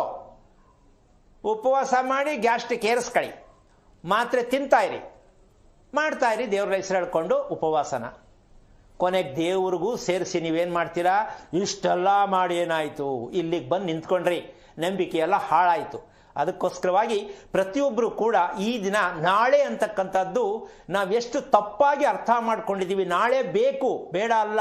ಆ ಬೇಕಾಗಿರುವ ನಾಳೆಗೆ ನಮ್ಮ ಪ್ರಯತ್ನ ಯಾವುದು ಅಂತಕ್ಕಂಥ ವಿಚಾರವನ್ನ ಇವತ್ತು ಮುಂದೆ ಇಡೋಣ. ಈಗ ಸರಿ ಗುರುಜಿ, ಇನ್ನು ದಾವಣಗೆರೆಯಿಂದ ಕಾಲರ್ ಒಬ್ರು ಇದ್ದಾರೆ, ಮೀನಾಕ್ಷಿ ಅಂತ ಹೇಳಿ. ನಮಸ್ಕಾರ ಮೀನಾಕ್ಷಿ. ನಮಸ್ತೆ. ನಮಸ್ತೆ ಮೇಡಮ್. ಯಾರ ಬಗ್ಗೆ ಕೇಳಬೇಕಾಗಿತ್ತು? ನಮ್ಮ ಮಗಳ ಬಗ್ಗೆ ಕೇಳಬೇಕಾಯ್ತು. ಓಕೆ, ಮಗಳ ನಕ್ಷತ್ರವನ್ನ ತಿಳಿಸಿ. ಉತ್ತರ ನಕ್ಷತ್ರ. ಓಕೆ, ಗುರುಗಳಿದ್ದಾರೆ, ನಿಮ್ಮ ಪ್ರಶ್ನೆ. ಹಲೋ. ಅದೇ ನಮಸ್ತೆ ಗುರುಜಿ. ಹರಿ ಓಂ ಗುರುಜಿ. ನಾರಾಯಣ. ಯಾವ ತಗೊಳ್ಳೋಣ? ನಮಸ್ತೆ ತಗೊಳ್ಳೋಣ, ಹರಿ ಓಂ ತಗೊಳ್ಳೋಣ? ಗುರುಗಳೇ, ನಿಮ್ಮಿಂದ ನಮಗೆ ಬಹಳ ಉಪಯೋಗ ಆಗಿದೆ. ನಿಮ್ಗೆ ಕೋಟಿ ಕೋಟಿ ಸತ್ಸಂಗ ಪ್ರಣಾಮಗಳು ಗುರುಜಿ. ಹಂಗಿದ್ಮೇಲೆ 2 ಹೇಳ್ಬಿಟ್ರಲ್ಲ, ನಮಸ್ತೆ ಹೇಳೋದು 1 ಹೇಳಿದ್ರೆ ಸಾಕಾಗಿತ್ತು. ಯಾವ್ದು ಹೇಳ್ಬೇಕಿತ್ತು? ಸತ್ಸಂಗ ಪ್ರಣಾಮಗಳು ಗುರುಜಿ. ಅಲ್ಲಪ್ಪ, ಅದಲ್ಲ ನಾನು ಹೇಳ್ತಿದ್ದು. 1 ಸಲ ಒಂದು ಬಾಯಿಂದ ಹರಿ ಓಂ ಅಂತ ಹೇಳಿದ್ರೆ ಇವತ್ತು ಬೆಳಿಗ್ಗಿಂದ ಅಕಸ್ಮಾತ್ ನಿಮ್ಗೆ ಗೊತ್ತಿಲ್ಲದೆ ಏನೇನು ತಪ್ಪಾಗಿದೆಯೋ ಅದಕ್ಕೆಲ್ಲ ಕ್ಲೀನಾಗಿ ತೊಳೆದೊಟ್ಟೋಗುತ್ತೆ, ಕಸ ಹೋಗ್ಬಿಡುತ್ತೆ. ಹರಿ ಓಂ ಗುರುಜಿ. 1 ಸಲ ಹರಿ ಓಂ ಅಂತ ಹೇಳಿ ನಿಮ್ಮ ಮಗಳಿಗೋ, ನಿಮ್ಮ ಫ್ರೆಂಡ್ಗೋ, ನಿಮ್ಮ ಅಕ್ಕ ತಂಗಿರಿಗೋ ಯಾರಿಗಾರು ಒಂದನ್ನು ಅಭ್ಯಾಸ ಮಾಡಿಸಿ ತೋರಿಸಿ, ಅವರಿಗೆ ಎಷ್ಟು ಖುಷಿ ಆಗತ್ತೆ ಅಂತ ನೀವೇ ಮೊದಲು ಪಾಲನೆ ಮಾಡಿ, ಆಮೇಲೆ ಮಕ್ಕಳು ಅವರೇ ಕಲ್ತ್ಕೊಳ್ಳಿ, ನೀವು ಹೇಳ್ಕೊಳ್ಬೇಡಿ. ಯಾಕೆ ಅಂದ್ರೆ ನೋಡಿ, ನಾವು ಬರೀ ಕೇಳ್ಕೊಂಡು ಯೋಚನೆ ಮಾಡ್ಕೊಂಡೇ ಬದುಕ್ತಾ ಇದ್ದೀವಿ. ಕೇಳುವುದನ್ನ ಬಿಟ್ಟು, ಯೋಚನೆ ಮಾಡುವುದನ್ನ ಬಿಟ್ಟು ಯಾವುದನ್ನು ಕೇಳಬೇಕು ಅದನ್ನು ಕೇಳಬೇಕು. ಏನು? ನನಗೆ ನೆಮ್ಮದಿಗೆ ಆರೋಗ್ಯಕ್ಕಾಗಿ ಏನು ಮಾಡಬೇಕು ಅದು ಕೇಳಿ. ನಮ್ಮ ಜನಕ್ಕೆ ಕೇಳೋ ಪ್ರಶ್ನೆನೇ ಗೊತ್ತಿಲ್ಲ. ನನ್ನ ಮಗಳಿಗೆ ಮದುವೆ ಯಾಕಾಯ್ತಾ ಇಲ್ಲ ಹೇಳಿ, ನನ್ನ ಮಗಳ ಮಗ ಯಾಕಾಯ್ತಾ ಇಲ್ಲ ಹೇಳಿ, ಇದನ್ನು ಕೇಳ್ತಾರೆ ಹೊರತು ನಾವು ತಪ್ಪೇನು ಮಾಡ್ತಾ ಇದ್ದೀವಿ ಅಂತ ಕೇಳಬೇಕಾ, ಇದನ್ನು ಕೇಳಬೇಕಮ್ಮ ನಿಮ್ಮ ಪ್ರಕಾರ? ಮಾರ್ಗದರ್ಶನ ತೋರಿಸ್ತೀವಿ. ಅಲ್ಲಮ್ಮ, ಅದಲ್ಲ. ನಾವು ಪ್ರಶ್ನೆ ಕೇಳಬೇಕಾಗಿರೋದು ನಾವು ಏನ್ ತಪ್ಪು ಮಾಡಿದೀವಿ ಗುರುಗಳೇ ಅಂತ ಕೇಳಿದ್ರೆ ಎಲ್ಲದಕ್ಕೂ ಉತ್ತರ ಸಿಗತ್ತೆ. ನಾವು ತಪ್ಪೇನು ಅಂತ ಕೇಳಲ್ಲ, ನಾವು ಒಪ್ಕೊಂಡೇ ಇಲ್ಲ. ಬರೀ ನಾವು ಕತೆ ಕೇಳ್ತೀವಿ ಅಷ್ಟೇ. ನನ್ನ ಗಂಡ ನನಗೆ ಹುಷಾರಿಲ್ಲ, ನನ್ನ ಹೆಂಡತಿಗೆ ಹುಷಾರಿಲ್ಲ, ನಮ್ಗೆ ಜಮೀನಲ್ಲಿ ಏನು ಕೈ ಎತ್ತಾ ಇಲ್ಲ, ದುಡ್ಡು ಉಳಿತಾ ಇಲ್ಲ, ಬರೀ ಪೀಠಿಗೆಗಳನ್ನೇ ಹಾಕೊಂಡು ಹೋಗ್ತೀವಿ. ಈ ಪೀಠಿಗೆಗೆಲ್ಲ ಒಂದೇ ಪ್ರಶ್ನೆ, ನಾವು ಏನ್ ತಪ್ಪು ಮಾಡಿದೀವಿ ಗುರುಗಳೇ ಅಂತ ಕೇಳೋ ಅಭ್ಯಾಸ ಯಾರಿಗೂ ಬಂದಿಲ್ವಲ್ಲ ಅಂತ ಈ ಕಾರ್ಯಕ್ರಮದ ಮೂಲಕವಾಗಿ ಎಲ್ಲರಿಗೂ ಹೇಳ್ತಾ ಇದ್ದೀನಿ. ಯಾಕೆಂದ್ರೆ ಶಿವರಾತ್ರಿಯಲ್ಲಿ ಮಂಗಳವಾರ ಬಂದಿರತಕ್ಕಂಥ ಈ ಒಂದು ಅಮಾವಾಸ್ಯೆ, ಇದೇ ಸೋಮವಾರ ಅಮಾವಾಸ್ಯೆ ಬಂದಿದ್ರೆ ಪ್ರಪಂಚಕ್ಕೆ ಎಷ್ಟು ಪುಣ್ಯ ಸಿಕ್ತಿತ್ತಪ್ಪ ಅನ್ನೋ ಒಂದು ಪ್ರಶ್ನೆ ನಾವೆಲ್ಲ ಯೋಚನೆ ಮಾಡಬೇಕು. ಬರುವ ಅಮಾವಾಸ್ಯೆಗಳೆಲ್ಲ ಒಳ್ಳೆಯದು ಅಂತಲ್ಲ, ಬರುವ ಅಮಾವಾಸ್ಯೆಗಳೆಲ್ಲ ಕೆಟ್ಟದ್ದು ಅಂತಲ್ಲ. ನಾವು ಒಳ್ಳೆಯದು ಕೆಟ್ಟದ್ದು ಅಂತಕ್ಕಂಥದಕ್ಕಿಂತ ಹೆಚ್ಚಾಗಿ ಅಮಾವಾಸ್ಯೆ ಪೌರ್ಣಮಿಯನ್ನ ನಾವು ಎಷ್ಟು ಚೆನ್ನಾಗಿ ಅದನ್ನು ಅರ್ಥ ಮಾಡ್ಕೋತೀವೋ ನಮ್ಮ ಜೀವನ ಸಾರ್ಥಕ ಆಗತ್ತೆ. ಯಾವ ಮೂಲಕ ಅಂದರೆ, ನಮಗೆ ಜನ್ಮ ಕೊಟ್ಟವರಿಗೆ ರೋಗಗಳಿಂದ ಸತ್ತಿರ್ತಾರಮ್ಮ. ನಮಗೆ ಜನ್ಮ ಕೊಟ್ರಲ್ಲ ಅವರು ರೋಗಗಳಿಂದನೇ ಸತ್ತಿರ್ತಾರೆ, ಹೌದ್ ತಾನೆ? ಅವರಿಗೆ ಮುಕ್ತಿ ಸಿಗಬೇಕು, ನಮಗೆ ರೋಗ ಬರಬಾರ್ದು ಅಂದರೆ ಅವ್ರ ಬಗ್ಗೆ ನಾವು ತಿಳ್ಕೋಬೇಕು. ನಾವು ನಮ್ಮ ಬಗ್ಗೆ ಕೇಳ್ತೀವಿ, ನಮ್ಮಪ್ಪ ಈ ಕಾಯಿಲೆಯಿಂದ ಯಾಕೆ ಸತ್ರು, ಅವರಪ್ಪ ಯಾಕೆ ಹಿಂಗೆ ಸತ್ರು, ವಿಷ ಕುಡಿದು ಯಾಕೆ ಸತ್ರು, ಆತ್ಮಹತ್ಯೆ ಮಾಡ್ಕೊಂಡು ಯಾಕೆ ಸತ್ರು, ಇದಕ್ಕೆ ನಮ್ಮ ಕುಟುಂಬದಲ್ಲಿ ನಾವು ಏನು ಮಾಡ್ಕೋಬೇಕಿತ್ತು ಅಂತ ಯಾರು ಬಾಯಲಾರು ಬರ್ತಾ ಇದೆಯೇನಮ್ಮ? ಯಾರು ಪ್ರಶ್ನೆ ಆಗ್ತಾ ಇದ್ದಾರಾ ಇದನ್ನ? ಇದು ಬೇಕಾ ಬೇಡವಾ? ಅರೆ, ನಿಮ್ಮ ಕುಟುಂಬದಲ್ಲಿ ಯಾರು ಮರಣ ಹೊಂದಿದ್ದಾರೆ ಅವ್ರ ಕಥೆನೇ ನೀವು ಹುಟ್ಟಿರೋದು, ನಿಮಗೆ ಸಿಕ್ಕಿರೋ ಹೆಂಡತಿ, ನಿಮಗೆ ಬಂದಿರೋ ಮಗು, ಮಗಳು, ಅಳಿಯ, ಸೊಸೆ ಎಲ್ಲ ನಿಮ್ಮವರೇ. ಅವರು ಪಿತೃಗಳು ನಿಮ್ಮನ್ನ ಕಾಟ ಕೊಡಕ್ಕೆ ಬಂದವರೇ. ಮದುವೆ ಆಗಲ್ಲ, ನೀವು ಹೇಳ್ದಂಗೆ ಕೇಳಲ್ಲ, ದುಡ್ಡು ವೇಸ್ಟ್ ಮಾಡ್ತಾರೆ, ಸಾಲ ಮಾಡ್ತಾರೆ, ತುಂಬ ಕೆಟ್ಟ ಶೋಕಿಗಳನ್ನ ಕಲಿತಾರೆ, ನಿಮಗೆ ತಿರುಗಿ ಬಿಡ್ತಾರೆ. ಇವರೆಲ್ಲ ನಿಮ್ಮ ಮಕ್ಕಳು, ಅಳಿಯ ಅಂತ ಕುಟುಂಬ ಅಂತ ಅನ್ಕೊಂಡಿದೀವಲ್ಲ, ನಮ್ಮ ಕುಟುಂಬದ ಸದಸ್ಯರು ಅಂತ ನಾವೇನು ಅನ್ಕೊಂಡಿದ್ವಿ, ಅವರು ನಮ್ಮ ಶತ್ರುಗಳಾಗಿ ಬಂದಿದ್ದಾರೆ. ಯಾಕೆ ಅಂದ್ರೆ ನಾವು ಸತ್ತವ್ರ ಬಗ್ಗೆ ನಾವು ಏನು ಮಾಡೂ ಇಲ್ಲ, ಮಾಡ್ತಾನೂ ಇಲ್ಲ, ಗೊತ್ತೂ ಇಲ್ಲ. ಏನು ಅಂದ್ರೆ ತಲೆ ಬಡಿಸ್ಕೊಂಡ್ಬಿಡೋದು. ಈ ಮಾತು ಭಾಷೆ ಬಳಸಂಗಿಲ್ಲ, ಕೂದಲು ತೆಗೆಸ್ಕೊಂಡ್ಬಿಡ್ತೀವಿ. ಏನು ಅಂದ್ರೆ ನಮ್ಮ ಅಪ್ಪ ಹೋದ ಸಮಯ ತಲೆ ಬಡಿಸ್ಕೊಂಡೆ, ಏನಕ್ಕಪ್ಪ ಯಾಕಪ್ಪ ಅಂದೆ. ವಿಷಯ ತಿಳ್ಕೊಳ್ಳಿ. ತಿರುಪತಿಗೆ ಹೋಗ್ತೀವಿ, ಕೂದಲು ಕೊಡ್ತಾರೆ, ತಲೆಯನ್ನು ಬಗ್ತಾರೆ, ಕೂದಲು ತೆಗೆಯೋ ತಲೆ ಬಗ್ತಾರೆ. ಅದ್ರ ಅರ್ಥ ಏನು ಅಂದ್ರೆ ನಾನು ಇನ್ನು ಮೇಲೆ ಶರಣಾಗತಿ ಆಗ್ತೀನಿ ಅಂತ. ಅವನು ತಲೆ ಕೂದಲು ಕೊಟ್ಟಾಯ್ತು, ಬಟ್ ಇಕ್ಕೊಂಡಾಯ್ತು, ಅಲ್ಲೇ ರೋಪ್ ಆಗ್ತಾನೆ. ಏಯ್ ಬನ್ರಿ ಕಡೆ. ತಿರುಪತಿಗೆ ಅಷ್ಟು ದುಡ್ಡು ಖರ್ಚು ಮಾಡಿಕೊಂಡು ತಲೆ ಬಗ್ಗಿ ಎಲ್ಲ ಮುಡಿ ಕೊಟ್ಟು ಆಗಲೇ ಉಗ್ರರ ಅವತಾರವನ್ನು ತಾಳಿ ನೀನು ಅಂಗಡಿಯವರ ಮೇಲೆ ಜಗಳಕ್ಕೆ ಬಿದ್ದೋ, ಕ್ಯಾಂಟೀನ್ ಒಳಗೆ ಜಗಳಕ್ಕೆ ಬಿದ್ದೋ, ಯಾರ ಮೇಲೆ ಜಗಳಕ್ಕೆ ಬಿದ್ದೋ, ಕ್ಯೂನಲ್ಲಿ ನಿಂತ್ಕೊಂಡು ಜಗಳಕ್ಕೆ ಬಿದ್ದೋ. ನೀನು ಏನು ಮಾಡಿದೆ ಇಲ್ಲಿ, ಏನು ಕಲಿತೆ? ಅಮ್ಮ, ನಾವು ಏನಾಗೋಗಿದೆ ಅಂದರೆ ಡ್ರಾಮಾ ಮಾಸ್ಟ್ರು, ನಾಟಕ ಆಡೋರು ಅವದಕ್ಕೆ ಮಾಡ್ತಾರೆ, ನಾವೇನು ಮಾಡ್ತೀವಿ ಜೀವನದಲ್ಲೇ ನಾಟಕ ಆಡ್ತಾ ಇದ್ದೀವಿ. ಇದರಿಂದ ನಮಗೆ ಸತ್ಯ ಸಿಗ್ತಾ ಇಲ್ಲ ಅನ್ನೋ ಉದ್ದೇಶ ಪ್ರತಿಯೊಬ್ಬರಿಗೂ ಅರ್ಥ ಆಗಲಿ ಅಂತ ಹೇಳ್ತಾ ಇದ್ದೀನಿ. ಅಮ್ಮ, ನಿಮಗೆ ನಾನು ಹೇಳ್ತಕ್ಕಂಥ ವಿಚಾರ, ಉತ್ತರ ನಕ್ಷತ್ರದಲ್ಲಿ ಮಗನ ಮಗಳು ಗುರುಗಳೇ. ಎಷ್ಟು ವಯಸ್ಸೊಳಗೆ? 28 ಈಗ. ಏನ್ ಮಾಡ್ತಿದ್ದಾಳೆ? ಅವಳು ಹೈಕೋರ್ಟ್ ನಲ್ಲಿ ಇದ್ದಾಳೆ, ಕೆಲಸ ರೀ, ಗುಲ್ಬರ್ಗದಲ್ಲಿ ಇದ್ದಾಳೆ ಗುರುಗಳೇ. ಸರಿ, ಏನಾಗ್ಬೇಕಿತ್ತು? ಜ್ಯೇಷ್ಠ ಮಗಳಿಗೆ ಜ್ಯೇಷ್ಠ ಪುತ್ರ ಮಾಡಬಾರ್ದು ಅಂತಿರಲ್ಲ ಗುರುಗಳೇ. ಜ್ಯೇಷ್ಠ? ಹಲೋ ಹೇಳಿ. ನಮ್ಮ ಮಗಳು ಒಂದೇದವಳ್ರಿ ಗುರುಗಳೇ. ಹಾ, ಈಗ ಒಂದು ಬಯೋಡಾಟಾ ಬಂದೈತೆ, ಅವನು ಮೊದಲನೇ ಹುಡುಗನೇ, ಅದಕ್ಕೆ ಜ್ಯೇಷ್ಠ ಸುಪುತ್ರ ಮಾಡಬಾರ್ದು ಅಂತಿರಲ್ಲ ಗುರುಗಳೇ. ಈಗ ಸಂಬಂಧ ಸಿಕ್ಕಿದ್ಯಾ? ಅಂದ್ರೆ ಅವ್ರು ಬಯೋಡಾಟಾ ಹಾಕ್ಯಾರಿ, ಆ ಹುಡುಗ ಟ್ರೈನಿಂಗ್ ಹೋಗ್ಯಾನಂತ ಗುರುಗಳೇ. 15 ದಿವಸ ಮೈಸೂರಿಗೆ, ಮಾರ್ಚ್ 9ನೇ ತಾರೀಕಿನಿಂದ ಒಂದ್ ನಿಮಿಷ, ನೀವು ಪ್ರಶ್ನೆನೇ ಕೇಳಕ್ ಬರ್ತಾ ಇಲ್ಲ ತಾಯಿ, ನನ್ಗೆ ಅದೆಲ್ಲ ಬೇಡ. ನಿಮಗೆ ಹುಡುಗ ಸಂಬಂಧ ಓಕೆ ಆಗಿ ಮದುವೆ ಮಾಡಕ್ ರೆಡಿ ಇದ್ದೀರಾ? ಇನ್ನೂ ನೋಡಕ್ ಬಂದಿಲ್ರಿ ಗುರುಗಳೇ. ಮತ್ತೆ ಆ ಕಥೆ ಯಾಕೆ ಕೇಳ್ತೀರಾ? ಒಂದ್ ವಿಷಯ ತಿಳ್ಕೊಳ್ಳಿ. ಅಂದ್ರೆ ಬಯೋಡಾಟಾ ಹಾಕಿದ್ರಿ, ನಮ್ಮ ಹುಡುಗಿಗೆ ಮನಸ್ಸಿಗೆ ಬಂದೈತ್ರಿ ಹುಡುಗ. ಒಂದ್ ನಿಮಿಷ ಕೇಳಿಸ್ಕೊಳ್ಳಿ. ಇವತ್ತು ಅಮಾವಾಸ್ಯೆ, ಅಕಸ್ಮಾತ್ ಆಕ್ಸಿಡೆಂಟ್ ಆಗೋಯ್ತು, ತಲೆ ಹೊಡ್ಕೊಂಡ ವ್ಯಕ್ತಿ, ತುಂಬ ಸೀರಿಯಸ್ ಆಯಿತು, ಇಮ್ಮಿಡಿಯೇಟ್ ಆಪರೇಷನ್ ಮಾಡಿಸ್ಬೇಕಾ, ಅಮಾವಾಸ್ಯೆ ಅಂತ ನಿಲ್ಲಿಸ್ಬೇಕಾ? ಆಪರೇಷನ್ ಮಾಡಿಸ್ ಇಲ್ಲ, ಅಮಾವಾಸ್ಯೆ ಇವತ್ತು ಆಪರೇಷನ್ ಮಾಡೋದು ಹೆಂಗೆ? ಯಾಕೆ ಉದಾಹರಣೆ ಕೊಡ್ತೀನಿ ಅಂದರೆ, ಕಾರ್ಯಕ್ರಮ ಕುತ್ಕೊಂಡು ಇಂಥ ನಕ್ಷತ್ರ ಬೇಡ, ಇಂಥದ್ದು ಬೇಡ ಅಂದ ತಕ್ಷಣ ನೀವು ಬೇಡ ಅಂತ ತಿಳ್ಕೊಳ್ಳೋದಲ್ಲ, ಅದನ್ನು ರಿಪೇರಿ ಮಾಡಕ್ಕೆ ತಿಳ್ಕೊಳ್ಳಿ. ಒಂದೇ ಸೇರಿಸ್ಬೇಕು ಅಂತ ಕಾನೂನಲ್ಲ, ಎರಡನೇ ಸೇರಿಸ್ಬೇಕು. ಸಿಕ್ಕಿದ್ರೆ ಭಗವಂತನ ಗಿಫ್ಟ್ ಅದು. ನಿಮ್ಗೆ ಅದೇ ಬಂದಿದೆ ನಿಮ್ಮ ಕುಟುಂಬಕ್ಕೆ ಅಂದರೆ ನೀವು ಅದನ್ನು ತಗೊಳ್ಳೇಬೇಕು, ನೀವು ಅದನ್ನು ಧಿಕ್ಕಾರ ಮಾಡೋಂಗಿಲ್ಲ. ಯಾಕೆ ಅಂದರೆ ಉತ್ತರ ನಕ್ಷತ್ರ ಅಂದರೆ ಏನು ಅಂದರೆ, ನಿಮ್ಮ ಮನೆಯಲ್ಲಿ ಯೋಚನೆ ಮಾಡ್ಕೊಳ್ತಕ್ಕಂತಹ ನಿಮ್ಮ ಯಜಮಾನರು, ಪತಿದೇವರು. ಅಮ್ಮ ಕೇಳಿಸ್ತಿದ್ಯಾ? ನಿಮ್ಮ ಯಜಮಾನರಿಗೆ ಇದ್ರ ಬಗ್ಗೆ ಎಲ್ಲ ಪೂರ್ಣವಾಗಿ ಭಕ್ತಿ ಇದೆಯಾ? ಇದೆಲ್ಲ ವಿಷಯಗಳು, ಒಂದು ಮಗಳು, ಒಂದು ಹೆಂಡತಿ, ಒಡ ಹುಟ್ಟಿದ ಅಕ್ಕ ತಂಗಿಯರು, ಜನ್ಮ ಕೊಟ್ಟ ತಾಯಿ, ಇವರಿಗೆಲ್ಲ ಕ್ವಾಲಿಟಿ ವಿಚಾರದಲ್ಲಿ ತಿಳ್ಕೊಂಡಿದ್ದಾರೆ ನಮ್ಮ ಯಜಮಾನರು ಅಂತೀರಾ ಅಮ್ಮ?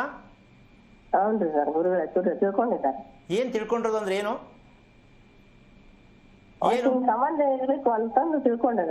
ಅಮ್ಮ ತಾಯಿ ಕೇಳಿಸ್ಕೊಳ್ಳಿ ತಾಯಿ, ಕನ್ನಡವೇ ಅರ್ಥ ಆಗಲ್ಲ, ಕನ್ನಡ ದೇಶದಲ್ಲಿ ಹುಟ್ಟಿ. ನಿಮ್ಮ ಮಗಳಿಗೆ ಎಷ್ಟು ವಯಸ್ಸು? 28 ವರ್ಷ ಆಗಿ ಆ ಹುಡುಗಿ ಋತು ಆಗಿದಂತಹ ಪ್ರಥಮ ಋತುವಾದಂತ ವಯಸ್ಸೆಷ್ಟು? ಅಂದಾಜಾಗಿ ಹೇಳಿ ತಾಯಿ, ಎಷ್ಟಾಗಿತ್ತು? ಎಷ್ಟು ವಯಸ್ಸಲ್ಲಿ ಆಗಿತ್ತು? 15ನೇ ವರ್ಷದಲ್ಲಿ ಆದ್ಲು. ಈಗ ವಯಸ್ಸೆಷ್ಟು? 28. 1 2 ಡಬಲ್ ಆಯ್ತು. ಅವಳ ದೇಹ ಎಲ್ಲ ಶಕ್ತಿ ಎಲ್ಲ ಹೋಗಿ ಹಾಳಾಗಿ ಏನೂ ಬೇಡ ನನಗೆ ಜೀವನದಲ್ಲಿ ಏನೋ ಮಟ್ಟಕ್ಕೆ ಹೋಗಿದ್ದಾಳೆ. ಇದೇನಾ ನಿಮ್ಮ ಯಜಮಾನರು ಕಂಡಿದ್ದು? ಬಟ್ಟೆ ಕೊಡಿಸ್ಬಿಟ್ಟು ಸ್ಕೂಲ್ ಕಳಿಸ್ಬಿಟ್ರೆ ನಿಮ್ಮ ಯಜಮಾನರು ಕರೆಕ್ಟ್ ಅಂತ ನೀವು ಒಪ್ಕೊಂಡಿದ್ದೀರಾ ಅಲ್ಲ ಅಲ್ಲ ರೀ? ಒಂದು ಹೆಣ್ಣು ಮಗುವಿಗೆ ವಯಸ್ಸಿಗನುಸಾರವಾಗಿ ಮದುವೆ ಮಾಡಬೇಕು ಅನ್ನೋ ಪ್ರಜ್ಞೆ ಇಲ್ಲದೆ ಇರತಕ್ಕಂಥ ತಂದೆ ತಾಯಿಗಳು ಕತೆ ಹೇಳಬಾರ್ದು. ಏನ್ ನಿಮ್ ಇಷ್ಟ ಬಂದಾಗ ಮದುವೆ ಮಾಡಬೇಕು ಅಂತಾನ ಇದು ಅರ್ಥ? ನಿಮ್ಮ ಅನುಕೂಲಕ್ಕೆ ಮದುವೆ ಮಾಡಲ್ಲ, ಮಕ್ಕಳಿಗೆ ಮಕ್ಕಳ ಆರೋಗ್ಯ ನೋಡಿ ಮದುವೆ ಮಾಡಲ್ಲ. ಯಾವ ತಾಯಿ? ಎಲ್ಲಿದ್ದೀರ್ರಿ? ನಿದ್ದೆ ಮಾಡ್ತಾ ಇಲ್ಲ, ತೂಕಡಿಸ್ತಾ ಇದ್ರಿ ಗಂಡ ಹೆಂಡತಿ ಇಬ್ರು. 28 ವರ್ಷ ಆದ್ರೆ ಹೆಣ್ಣು ಮಗು ಮದುವೆ ಮಾಡಿದ್ರೆ ಮುಂದೆ ಸಂತಾನ ಹೆಂಗ್ರಿ ಚೆನ್ನಾಗಿರುತ್ತೆ? ಆ ಹುಡುಗಿ ಆರೋಗ್ಯ ಎಲ್ರಿ ಹಾಳಾಗಿದೆ. ಈಗ ಹೇಳ್ಬಿಟ್ರೆ 3 ದಿನ ನಿದ್ದೆ ಮಾಡಲ್ಲ. ನೀವು ಅದೆಲ್ಲ ಕೇರ್ ಮಾಡಲ್ಲ ಬಿಡಿ. ಕೈ ಕಾಲು ಓಡಾಡಿಸ್ಕೊಂಡು ಕಂಡುಬಿಡ್ತಿದ್ರೆ ಸಾಕು, ನನ್ನ ಮಗಳು ಓಡಾಡ್ತಾವಳೆ ಚೆನ್ನಾಗೈತೆ ಅಂತ. ಒಳಗಡೆ ಶಕ್ತಿ ಏನಾಗಿದೆ ನಿಮ್ಗಿನ್ನು ಗೊತ್ತಿಲ್ಲ. ಅವಳಿಗೆ ಯಾವ್ದ್ರಲ್ಲಿ ನೆಮ್ಮದಿ ಇದೆ ಅಂತ ಮದುವೆ ಮಾಡ್ತೀರಾ ಹೇಳಿಯಪ್ಪ? ಯಾವ ಪುರುಷಾರ್ಥಕ್ಕೆ ಮದುವೆ ಮಾಡ್ತೀರಾ ನೀವು? 1ನೇದು ಮಾಡ್ತಿರೋ, 2ನೇದು ಮಾಡ್ತಿರೋ, 5ನೇದು ಮಾಡ್ತಿರೋ? ಅದೆಲ್ಲ ನಿಜಕ್ಕೂ ಹೇಳ್ತೀನಿ, ತಿಳ್ಕೊಳ್ಳೋಕೆ ಮೆಸೇಜೇ ಹೊರ್ತು ಅದು ಸತ್ಯ ಅಲ್ಲ. ಕಾರ್ಯಕ್ರಮದಲ್ಲಿ ಕೂತ್ಕೊಂಡು ಹೇಳ್ತಾ ಇರತಕ್ಕಂಥ ವಿಚಾರಗಳನ್ನ ನೀವು ಅದನ್ನೇ ತಲೆಗಟ್ಟಿಸ್ಕೊಂಡ್ರೆ ನೀವು ದಡ್ರು ಇನ್ನೊಬ್ಬರಲ್ಲ. ಇದನ್ನ ಅರ್ಥ ಮಾಡ್ಕೊಳ್ಳಿ ಫಸ್ಟು. ಯಾತಕ್ಕೆ ಹೇಳ್ತಿದ್ದಾರೆ? ಪ್ರಥಮವಾದ ಜ್ಯೇಷ್ಠ ಪುತ್ರ ಜ್ಯೇಷ್ಠ ಪುತ್ರಿಯನ್ನ ಮದುವೆ ಯಾಕೆ ಮಾಡಬಾರ್ದು ಅನ್ನೋದಕ್ಕೆ ಒಂದು ವೈಜ್ಞಾನಿಕವಾದ ಒಂದು ವಿಚಾರ ಇದೆ. ಏನು ಅಂದ್ರೆ, ಯಾವುದೇ ಮಗು ಹೆಣ್ಣಾಗ್ಲಿ ಗಂಡಾಗ್ಲಿ ಮೊದಲು ಹುಟ್ಟು ಸ್ವಲ್ಪ ದಡ್ಡತನ ಇರುತ್ತಮ್ಮ. ಮೊದಲನೇ ಮಗು ಸ್ವಲ್ಪ ದಡ್ಡತನ ಇರುತ್ತೆ. ಏನಂದ್ರೆ ಬುದ್ಧಿ ಇರಲ್ಲ ಅಂತಾರ, ದಡ್ಡತನ. ಯೋಚನೆ ಮಾಡ್ಕೊಂಡೇ ತೀರ್ಮಾನ ತಗೊಳ್ಳೋದು. ಯಾಕೆ ಅಂದ್ರೆ ಮೊದಲನೇ ಮಗುಗೆ ಗಂಡು ಹೆಣ್ಣು ಮದುವೆ ಆಗಿರತಕ್ಕಂಥ ಗಂಡ ಹೆಂಡತಿ ಹುಮ್ಮಸ್ಸಲ್ಲಿ ಇರ್ತಾರೆ. ಏನೋ ಒಂದು ರೀತಿನಲ್ಲಿ ಮಗುಗೋಸ್ಕರವಾಗಿ ನಮ್ಮ ಜೀವನ ಹಿಂಗೆ ಬದುಕಬೇಕು ಅಂತಿಲ್ಲ, ಅವ್ರ ಖುಷಿತನವಾಗಿ ಅನುಸರಿಸ್ಕೊಂಡಿರ್ತಾರೆ, ಅವ್ರ ಖುಷಿ ಪಡಕ್ಕೆ. ಆ ಖುಷಿಲಿ ಸ್ವಲ್ಪ ದಡ್ಡದು ಪರ್ಸೆಂಟೇಜ್ ಹುಟ್ಟುತ್ತೆ ಮಗು, ಮತ್ತಲ್ಲಿರುವಂಥ ಮಗು. ಯಾಕೆಂದ್ರೆ ಇವರಿಬ್ಬರಿಗೂ ಮತ್ತಿರುತ್ತೆ, ವೈಜ್ಞಾನಿಕವಾಗಿ ಇಬ್ಬರಿಗೂ ಮತ್ತಿರುತ್ತೆ ಅಲ್ವೇನಮ್ಮ? ಮತ್ತಿಗೋಸ್ಕರನೇ ಮದುವೆ ಮಾಡ್ತಿರೋದು ನಾವು. ಆ ಮತ್ತಿನಲ್ಲಿ ಹುಟ್ಟೋ ಮಗು ಮತ್ತಲ್ಲೇ ಇರುತ್ತೆ. ಅದಕ್ಕೆ ಮೊದಲನೇದು ಸೇರಿಸಿದ್ರೆ ಇನ್ನೊಂದು ದಡ್ಡ ಮುಂಡೆದು ಹುಟ್ಟುತ್ತದೆ ಅಂತ. ಇದು ಬೇಡ, ಇದು ವೈಜ್ಞಾನಿಕವಾಗಿರ್ತಕ್ಕಂಥ ಸತ್ಯ. ಮಾಡಿಸ್ತೀನಿ ರೀ, ಬನ್ನಿ ನಮ್ಮ ಮುಂದೆ. ಮೊದಲನೇದೇ ಮಾಡಿಸ್ತೀನಿ. ರಿಪೇರಿ ಮಾಡೋದು ಕಲ್ತ್ಕೊಳ್ಳಿ. ಪ್ರತಿಯೊಂದು ನಕ್ಷತ್ರಕ್ಕೂ ರಿಪೇರಿ ಮಾಡೋದು ಕಲ್ತ್ಕೊಳ್ಳಿ ನೀವು ಫಸ್ಟು. ಆ ನಕ್ಷತ್ರಕ್ಕೆ ಸರಿನಾ, ಈ ನಕ್ಷತ್ರಕ್ಕೆ ಸರಿನಾ, 1ನೇದು 2ನೇದು ಮಾಡ್ಬೇಕಾ, ಕೊನೆದು ಈ ಕಡೆಗೆ ಹಾಕ್ಬೇಕಾ? ಇವೆಲ್ಲ ಮ್ಯಾಥಮೆಟಿಕ್ಸು ನಿಮ್ಗೆ ಅರ್ಥ ಆಗಲಿ ಅಂತ ಹೇಳ್ತಕ್ಕಂಥದ್ದೇ ಹೊರತು ಅದು ಸತ್ಯ ಅಲ್ಲ. ಅದ್ರ ಮಧ್ಯೆ ಅಭಾಷಣ ಆಗಿರುತ್ತೆ, ಅದು ಮುಚ್ಚಿಟ್ಕೊಂಡ್ಬಿಡ್ತಾರೆ, ಅದು ಹೇಳಲ್ಲ, ಅದು ಕೌಂಟ್ಗಿಲ್ಲ. ಈ ತರ ಎಲ್ಲ ಇರ್ತಕ್ಕಂಥದ್ದು ನಿಮ್ಮ ಜನ್ಮ ಕುಂಡಲಿಯಲ್ಲಿ ಇರುತ್ತೆ. ಅದನ್ನ ಹುಡುಕಬೇಕು. ನಾವೆಷ್ಟು ಕೊಲೆ ಮಾಡಿದ್ದೀವಿ ಅಂದ್ರೆ ಅಭಾಷಣ ಮಾಡಿದ್ದೀವಿ, ಅದೇ ಅಭಾಷಣ ಆಗಿದೆ, ಅವು ಕೌಂಟ್ಗಿಲ್ಲ. ಯಾಕೆಂದ್ರೆ ಹೇಳ್ಕೊಳಂಗಿಲ್ವಲ್ಲ ಜನಗಳ ಎದುರುಗಡೆ. ಸ್ಕೋಪ್ ಅದು ಮುಚ್ಕೊಂಡ್ಬಿಡೋದು. ಕುಂಡ್ಲಿ ತಂದ್ರೆ ನಮ್ಗೆ ಗೊತ್ತಾಗತ್ತೆ. ಬಕೆಟಲ್ಲಿ ಹಾಕಿದ್ರ, ಮೋರಿಲ್ ಬಿಸಾಕಿದ್ರ, ನಾಯಿ ಕಚ್ಕೊಂಡೋಯ್ತಾ, ಇವೆಲ್ಲ ಗೊತ್ತಾಗತ್ತೆ ಕುಂಡ್ಲಿ ನೋಡಿದ್ರೆ. ಆಗ ನೀವು ಮುಂದೆ ತೋರಿಸ್ತೀವಿ, ನೀವು ಎಷ್ಟು ಚೆನ್ನಾಗಿ ನಡ್ಕೊಂಡಿದ್ದೀರಾ ನೋಡಿ ಅಂತ. ಇದೇ ನಮ್ಮ ಸತ್ಯ, ಇದನ್ನೇ ತೋರಿಸೋದು. ಕುಂಡಲಿಯ ಸತ್ಯ ಏನು ಅಂದ್ರೆ, ನಿಮ್ಮಲ್ಲಿ ನಡೆದಿರ್ತಕ್ಕಂಥ ಬೆಡ್ರೂಮಿಂದ ಹಿಡಿದು ಅಡಿಗೆ ಮಾಡ್ತಕ್ಕಂಥ ಅಡಿಗೆ ಮನೆಯಿಂದ ಹಿಡಿದು ನಿಮ್ಮ ಜರ್ನಿ ಎಲ್ಲ ಪೂರ್ತಿ ಆ ಕುಂಡ್ಲಿ ಸಿಕ್ಕತ್ತೆ. ಅದಕ್ಕೆ ನಾವು ಎಕ್ಸ್ಟ್ರಾರ್ಡಿನರಿ ಡಾಕ್ಟರ್. ಈ ತರ ಡಾಕ್ಟರ್ ಎಲ್ಲೂ ಸಿಕ್ಕಲ್ಲ ಪ್ರಪಂಚದಲ್ಲಿ. ಅದಕ್ಕೆ ಅಷ್ಟು ಕೆಚ್ಚದೆಯಾಗಿ ಚುಚ್ಚುವಂಗೆ ಹೇಳೋದು. ಅಮ್ಮ ನಿಮ್ಗೆ ಅರ್ಥ ಆಯ್ತಾ, ಬೇಜಾರಾಯ್ತಾ? ಅರ್ಥ ಆಯ್ತು ಗುರುಗಳೇ. ದಯವಿಟ್ಟು ಒಂದು ನಿಮಿಷ ಪೂರ್ತಿ ಕೇಳಿಸ್ಕೊಳ್ಳಿ. ನೀವು ಮೊದಲು ಉತ್ತರ ನಕ್ಷತ್ರಕ್ಕೆ ನನ್ನ ಮಗಳು ಏನಕ್ಕೆ ಕೊಟ್ಟಿದ್ಲು, ಆ ನಕ್ಷತ್ರಕ್ಕೆ ನನ್ನ ಮಗಳ ಆರೋಗ್ಯ ಸ್ಥಿತಿ ಏನಾಗಿದೆ, ಅವಳ ಭುಜದ ಭಾಗ, ಕುತ್ತಿಗೆ ಭಾಗ, ತೋಳಿನ ಭಾಗ ಎಷ್ಟು ಹಿಂಸೆ ಪಡ್ತಾ ಇದೆಯಾ, ದಯವಿಟ್ಟು ನೀನು ಒಂದು ಸ್ವಲ್ಪ ಕೇಳಿಸ್ಕೊಂಬಿಡಮ್ಮ ನಿಮ್ಮ ಮಗಳನ್ನ. ಯಾವಾಗಾದ್ರು ಹೇಳಿದ್ದುಂಟ ನಾನು ಹೇಳಿದ್ದು ನಿಮ್ಮ ಮಗಳು? ಅಮ್ಮ ಏನು ಹೇಳೇನ್ರಿ ಗುರುಗಳೇ, ಅವಳು ಗುಲ್ಬರ್ಗದಲ್ಲಿ ಇರ್ತಾಳ್ರಿ. ಒಂದು ನಿಮಿಷ, ಎಲ್ಲಾರು ಇರ್ಲಿ, ನಿಮ್ಮ ಮನೆಗೆ ನಿಮ್ಮ ಮಗಳು ಇರ್ತಾಳೆ ತಾನೆ, ಇದ್ದಾಳೆ ತಾನೆ ಯಾವಾಗಾರು? ಹಾ ಬಂದಿರ್ತಾಳೆ, ಹಂಗೇನ್ ಹೇಳಿಲ್ರಿ. ಹಾ, ಅವಳು ಕೂತ್ಕೊಳ್ಳೋದನ್ನ ನೋಡಿ, ಊಟ ಮಾಡುವಾಗ ಹೆಂಗ್ ಕೂತ್ಕೋತಾಳೆ ಸ್ವಲ್ಪ ಗಮನಿಸಿ. ಅವಳು ಕೂತ್ಕೊಳ್ಳೋ ಸ್ಟೈಲ್ ಚೆನ್ನಾಗಿದೆಯಾ ನೋಡಿ. ಬಗ್ಗೆ ಕೂಡ್ತಾಳ್ರಿ ಗುರುಗಳೇ. ಹಾ ನೋಡಿ, ಒಂದು ಹೆಣ್ಣು ಮಗು ಮುಂದೆ ಮದುವೆ ಮಾಡ್ಕೊಂಡು ಮಗು ಮಾಡ್ಕೊಳ್ತಕ್ಕಂಥ ಒಂದು ಹೆಣ್ಣು ಮಗುನ ನೇರವಾಗಿ ಕುತ್ಕೊಳ್ಳೋಕೆ ನಾವು ಸಾಕಿಲ್ಲ, ಅದು ಕಲಿಸಿಲ್ಲ ಅಂದಮೇಲೆ ಮದುವೆ ಪುರುಷಾರ್ಥಕ್ಕೆ ಬೇಕಾ? ಆ ಮಗುನೇ 50-60% ಅನಾರೋಗ್ಯದಲ್ಲಿದೆ. ಇನ್ನು ಮದುವೆ ಎಷ್ಟು ಚಂದ, ಯಾವ ಶಾಸ್ತ್ರ ಎಲ್ಲಿಗೆ ತಗೊಂಡೋಗಿ ಸೇರಿಸ್ತೀರಾ? ಈಗ ಲವ್ ಮಾಡಿದ್ರು ಫೇಲ್, ಅರೇಂಜ್ ಮಾಡಿದ್ರು ಫೇಲ್. ಯಾಕೆಂದ್ರೆ ದೇಹದಲ್ಲಿ ಶಕ್ತಿ ಇಲ್ಲ, ಶಕ್ತಿ ಇಲ್ಲ ಅಂದ್ರೆ ಪ್ರೀತಿ ಇಲ್ಲ, ಪ್ರೀತಿ ಇಲ್ಲ ಅಂದ್ರೆ ದಾಂಪತ್ಯ ಇಲ್ಲ, ದಾಂಪತ್ಯ ಇಲ್ಲ ಅಂದ್ರೆ ಕೋರ್ಟ್ಗೆ ಹೋಗ್ತೀರಾ. Very simple. ಇದು ಇರ್ತಕ್ಕಂಥ ನಿಜವಾದ ಸತ್ಯ.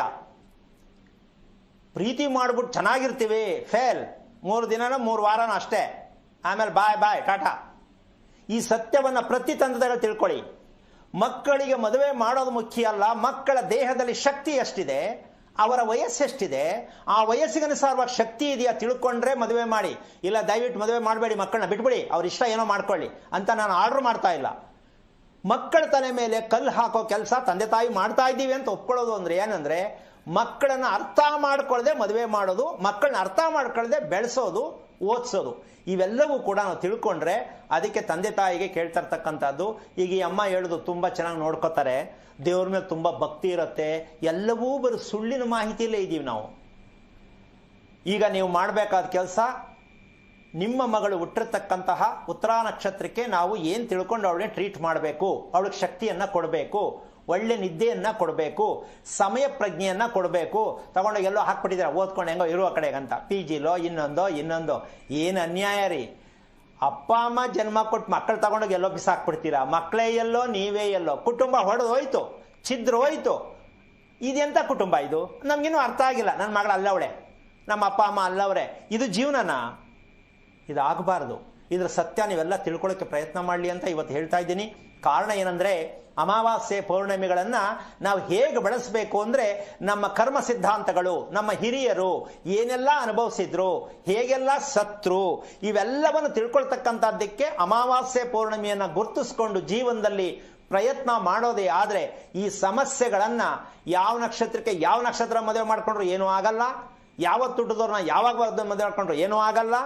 ನಾವು ಬರೀ ಶಾಸ್ತ್ರ ಕೇಳ್ಕೊಂಡು, ಶಾಸ್ತ್ರ ಹೇಳೋರ ಹತ್ರ ಹೋಗಿ ತಲೆ ಬಗ್ಸಿ ಅವ್ರು ಹೇಳೋದಕ್ಕೆ ನಾವು ಕೇಳ್ಕೊಂಡು ನಮ್ಮ ಮಕ್ಕಳ ತಲೆ ಮೇಲೆ ನಾವು ಕಲ್ಲು ಹಾಕೋ ಅಭ್ಯಾಸ ಆಗಬಾರ್ದು ಅನ್ನೋ ಉದ್ದೇಶಕ್ಕೆ ಇಷ್ಟೆಲ್ಲ ವಿಚಾರ ಹೇಳಿದೆ. ಪ್ರಯತ್ನ ಮಾಡೋ ತಾಯಿ, ಒಳ್ಳೇದಾಗ್ಲಿ. ಆ ಹುಡುಗ ಸರಿನಾ ಈ ಹುಡುಗ ಸರಿನಾ ಮುಖ್ಯ ಅಲ್ಲ, ನಮ್ಮ ಹುಡುಗಿ ಸರಿಗಿದ್ದಾಳ, ಮದುವೆಗೆ ರೆಡಿ ಇದ್ದಾಳ, ಇದನ್ನು ತಿಳ್ಕೊಳ್ಳೋ ಪ್ರಯತ್ನ ಮಾಡಿ. ತಿಳ್ಕೊಳ್ಳೋದಾದ್ರೆ ಇಲ್ಲ ನಿಮ್ಗೆ ಖುಷಿ. ಒಳ್ಳೇದಾಗ್ಲಿ ತಾಯಿ. ಓಕೆ, ಧನ್ಯವಾದಗಳು ಮೀನಾಕ್ಷಿ ಕರೆ ಮಾಡಿದ್ದಕ್ಕಾಗಿ.